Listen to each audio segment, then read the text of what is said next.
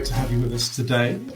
This is the latest session in our Outsourcing Talks series. My name, if you don't know me already, is Paul Morrison. I'm Managing Director at Proservana.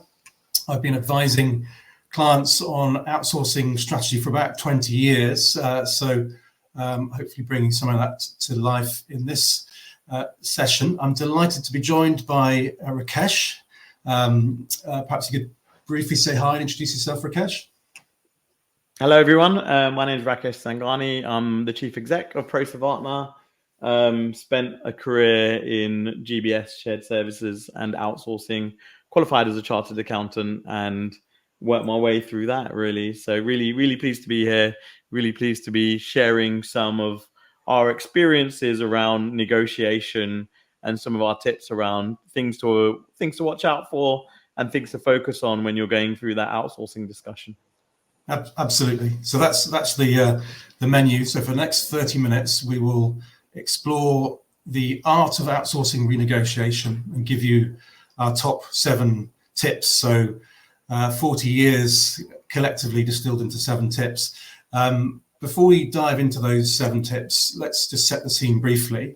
And really 3 basic facts, we would say, really point to renegotiation and outsourcing being a fact of life. It's almost inevitable if you're an outsourcing user or buyer. Outsourcing renegotiation will feature in your strategy at some stage. So those 3 reasons are basically every outsourcing deal is time bound. So whether it's IT or BPO outsourcing, such as finance or HR or procurement, contact, it has a duration. It's possible that the deal has a year-by-year extension clause, but typically the focus is on the 4 or 5 years of core runtime for the outsourcing. So deals are time-bound. Secondly, users of outsourcing don't stand still. They want more. They want better outcomes from these major investments. So they want a change in price. They want a change in scope. They want a change in performance. And perhaps approach. And it could be that the outsourcing is broken, or simply that they're looking for more value in competitive market, difficult economic conditions. But buyers and users of outsourcing don't stand still. So, and the third point is that the costs of changing outsourcer or bringing work back in-house are significant, or not immaterial. So to retrain and equip an in-house organization to bring work back in is significant. To hand over and to exit between an outgoing and a new outsourcer, again, is non-trivial. And so the cost of changing outsourcing providers is significant. So those 3 facts together, finite duration deals, demanding clients, costs of change, mean that outsourcing renegotiation, trying to get a better deal with your existing outsourcing partner, is going to be preferable in most cases to exiting and retendering or insourcing.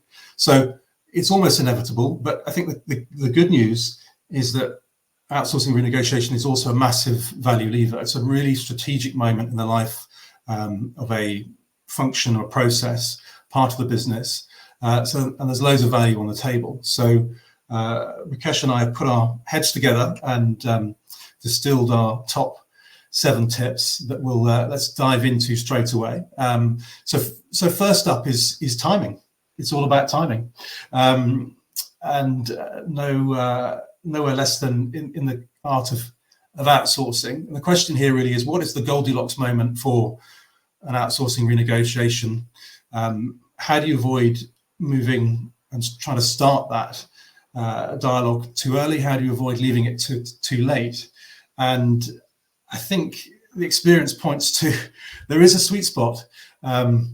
If we let's take a finance and accounting BPO deal, very often 5 years in duration. I think the window for renegotiation is tending towards being too late.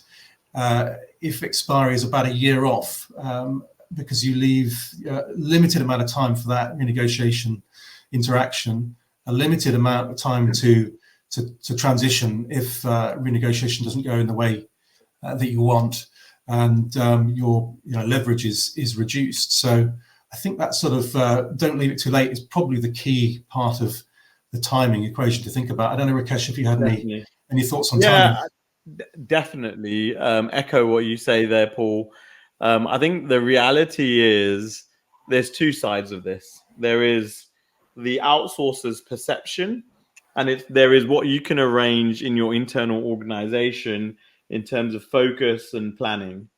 So I think what I see more often than not is when customers are going through that renegotiation, they start too late.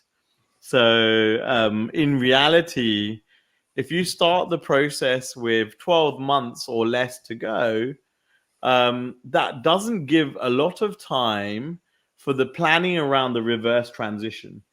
So if you start with 12 months, and let's assume you have a 3 to 6 month process to get that completed, then by the time you've renegotiated, there's 6 months to go on the end of that initial contract.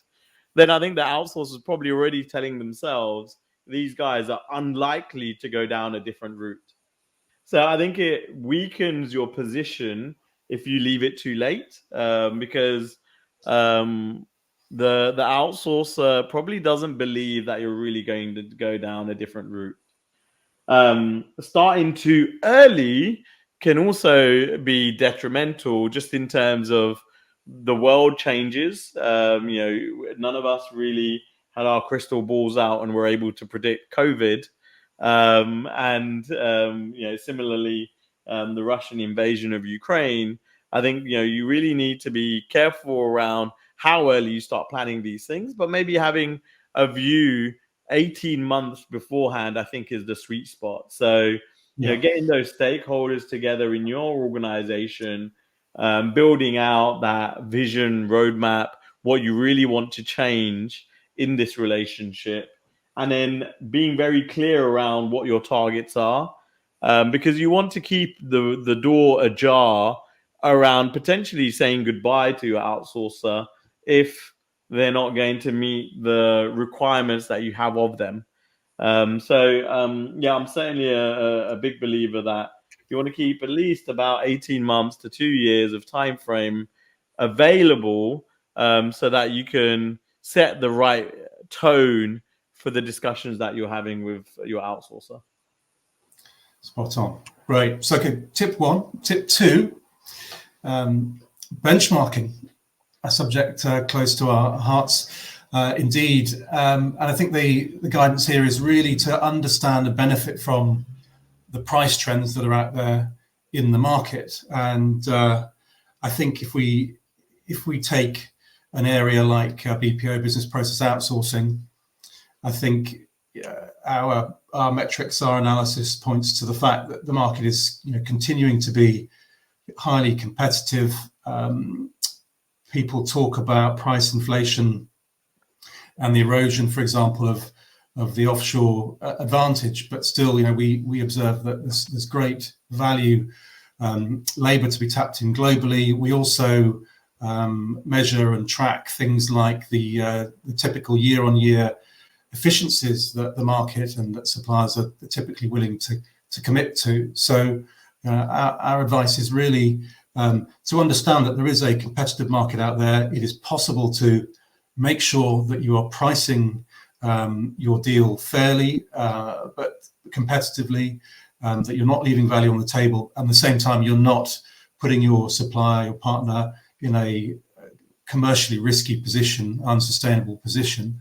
And so there is absolutely every reason to benefit from that, validate the price, if necessary, negotiate for price improvements, and get the added value.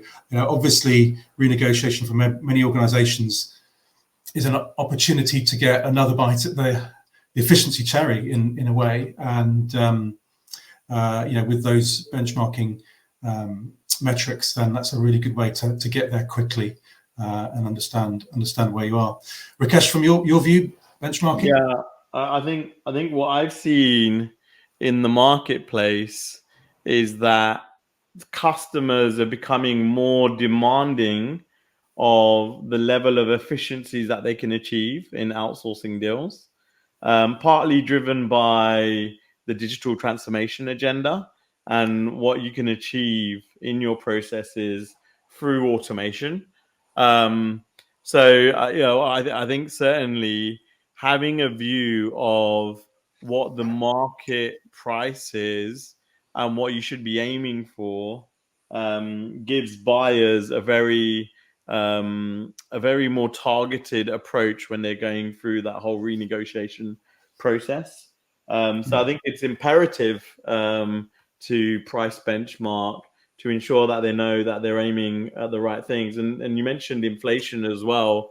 It's also good to consider, your approaches to things like inflation, which in certain countries at the moment is emphatic, right? So wage inflation in certain delivery centers that are very commonly used by outsourcers are going through 7% plus pressures in the last 12 months. And so you really need to make sure you factored in also how you manage those inflationary pressures and who holds that risk in terms of that inflation as part of that deal structure that you have when you're benchmarking your price. So yeah, definitely benchmark your price. No, don't forget that one. Absolutely. I guess just to build on that, a lot of buyers of outsourcing think that the only real way to test the market is to go to it with an RFP and to open competition. But through benchmarking, you can short circuit that and get access to comparative information without doing that. So that's great. Second point, on to number 3, visualization. And the recommendation here is to take advantage of process mining now, or in the renewed deal after your renegotiation. I think the summary point here is that processes are complicated and often fragmented and difficult to really understand. There's been a massive step forward in the last 3 to 5 years in terms of the ability to understand what's going on in a process, like payroll, like HR, like contact, and really drill into that using analytics and process mining software, task mining software. This is now available, highly effective, highly cost effective, and it gives users of outsourcing the ability to look across the process and really see, for example, in order to cash, where are the transactions flowing, where are they being blocked, where is value being lost, where is cash flow being impacted in a way that really wasn't possible before without massive investment in new systems. And so in terms of renegotiation, the relevance of this is that it's about time organizations with outsourcing looked at the scope of work they have through this new, much sharper lens to see what's going on and to design their service and their outsourcing around that. So it takes a lot of the guesswork away. And our recommendation is, if you're in flight with an outsourcing deal, then really find a way to roll out a process mining solution to enrich your visibility of process and understand how it's currently working with your outsourcing partner. And if it's not in place and you're about to sort of renew, then build it into the relationship, build in the rights to have visibility through process mining, for example, and bring that into a much more dynamic, richly informed relationship than was probably possible before. So exciting times for visualization. Rakesh, you have a takeaway on this one? Yeah, I think the commercial model is an interesting one when it comes to these discussions, because the BPO providers also have access to these process mining tools and things like Solonis, for example. And so you have to make a decision around whether you want the BPO or the outsourcing provider controlling and owning that process mining tool versus you have control and ownership of that process data. Where we stand around this is clearly own it yourself, because what you want to do is you want to have full visibility of what's really happening in your processes, and not necessarily give your outsourcer that visibility because with that becomes fuller control over your end-to-end processes. So we think own it yourself and use it as a tool. Give access definitely to your outsourcing provider. Let them leverage it. Let them deliver the efficiencies using process mining. But own it yourselves would be our advice there as well. Thank you very much. Absolutely. So that takes us to halfway. We're at number 4 now. And we're on to self-awareness. So what do we mean by that? It's really, I guess, to reflect on the fact that talking renegotiation, talking through things like benchmarking and so on, very often it's possible to get drawn into the adversarial side of thinking on renegotiation, but really, wherever we work in outsourcing, there's always two sides to the performance equation. We very rarely see, if ever, a really successful outsourcing relationship that's not based on massive contribution focus for both sides on their inputs. So I think renegotiation is a great window to reflect on how you as a user, as a buyer of outsourcing, have performed where you haven't been able to step up to some of the demands around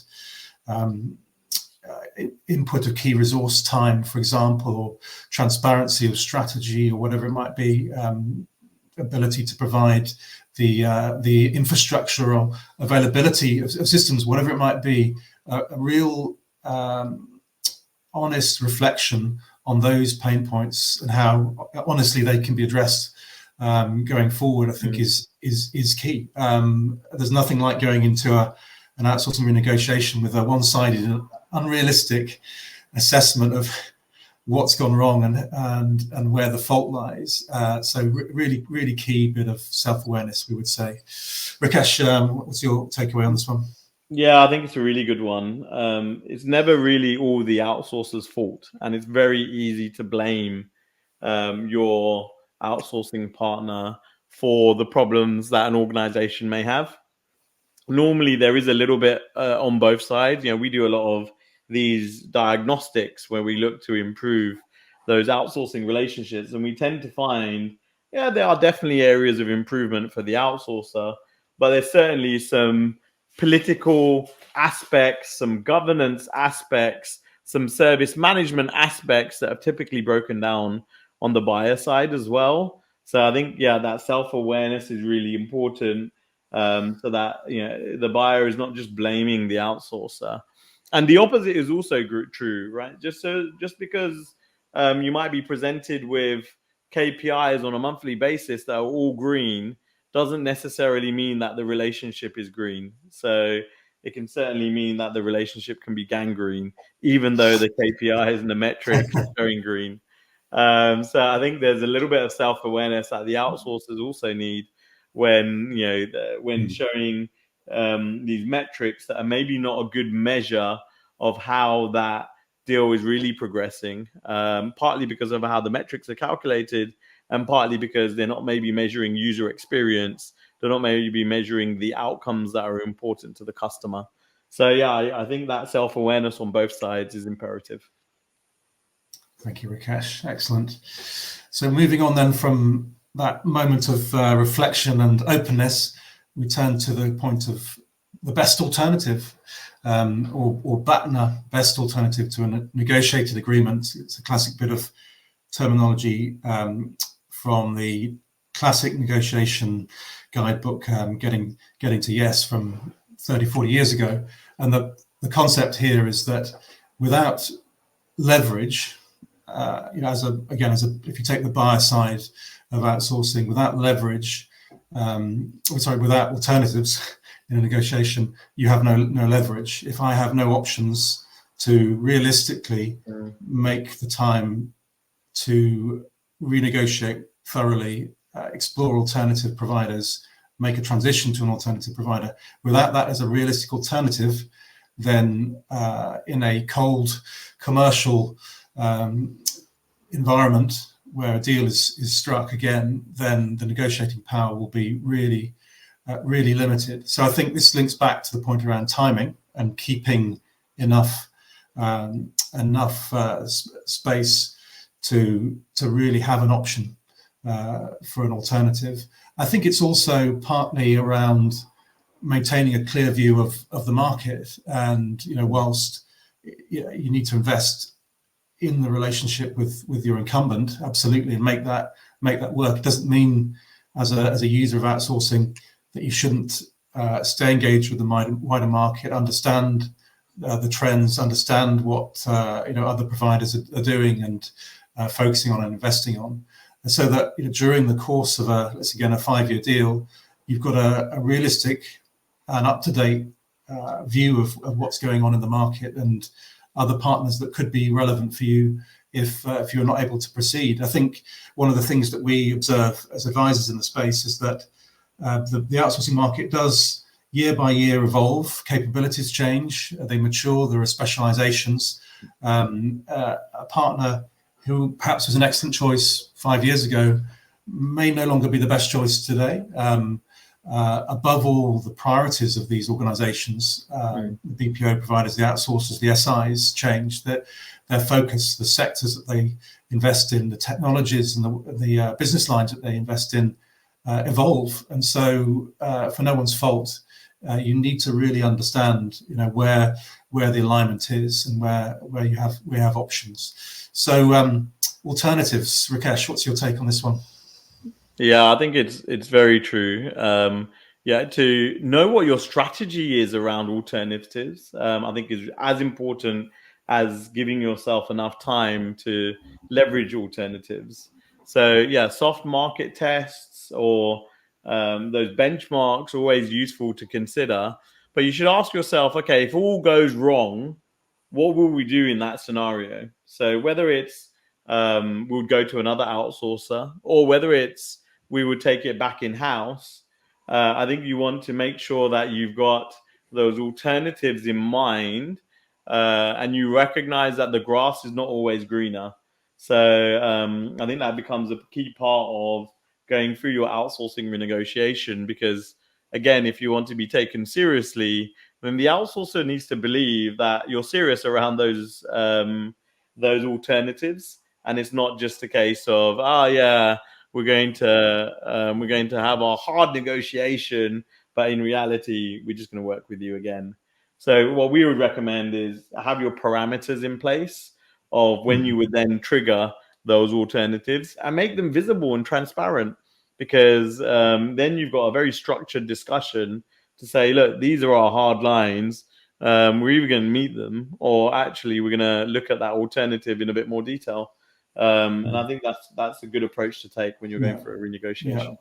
That's an interesting point about the openness. I think that is a good approach. It's healthy and fair as well. I think that's really useful. It takes us to our sixth point, which is partnership, and having a clear view, shared view of the objectives of both parties, and the objectives and restrictions as well, and having a genuine interest in what the outsourcer is trying to achieve, and obviously the outsourcer having a genuine and very clear view of the real imperatives and outcomes that the client is looking to get. I mean, it sounds obvious, but it's not always observed. And I think when we speak to many organizations that are working through their outsourcing challenges and upgrades,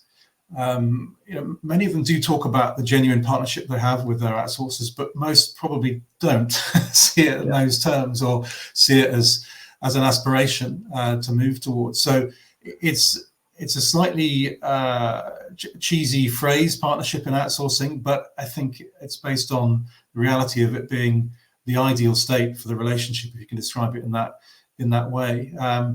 Is it something, Rakesh, you've seen often on your travels, or? I think there's a lot of talk around partnership, but I would say there's actually a limited number of relationships that are true partnerships in this space.